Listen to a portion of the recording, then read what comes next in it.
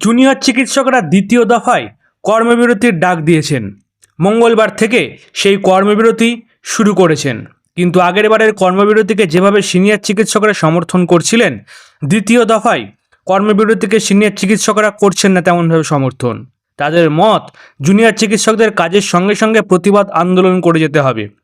চিকিৎসক সুবর্ণ গোস্বামী সাংবাদিকদের মুখোমুখি হয়ে বলেন, আমরা সিনিয়র চিকিৎসকরা যেমন কাজ করার সঙ্গে সঙ্গে রাস্তার আন্দোলনে আছি।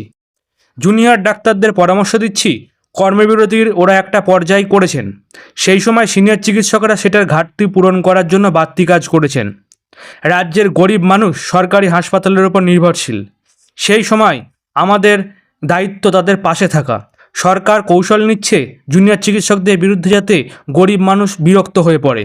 সেই সময় আমাদেরও একটু কৌশল করা দরকার যে কর্মবিরতির মতো পদক্ষেপ না করে কাজ করে কিভাবে রাস্তায় আন্দোলনকে তীব্রতর করা যায়।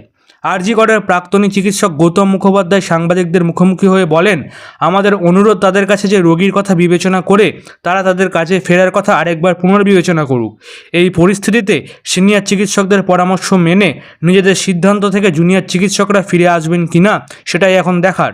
তবে প্রথম পর্যায়ে কর্মবিরতির পর জুনিয়র চিকিৎসকরা ধীরে ধীরে কাজে যোগ দিচ্ছিলেন, কিন্তু তার মধ্যে নতুন করে সাগর দত্ত মেডিকেল কলেজে রোগীর পরিবার জুনিয়র চিকিৎসকদের উপর হামলা করে। ঘটনায় তীব্র প্রতিক্রিয়া জানান জুনিয়র চিকিৎসকরা। তার মধ্যে ন্যাশনাল মেডিকেল কলেজেও জুনিয়র চিকিৎসকদের অশ্রাব্য ভাষায় গালিগালাজ করে রোগীর পরিবার। তারপরে ফের জুনিয়র চিকিৎসকরা কর্মবিরতি ঘোষণা করে। প্রসঙ্গত, জুনিয়র চিকিৎসকরা মহালয়ার মহামিছিলের ডাক দিয়েছেন। কলেজ স্কোয়ার থেকে ধর্মতলা পর্যন্ত মিছিলের ডাক দিয়েছেন।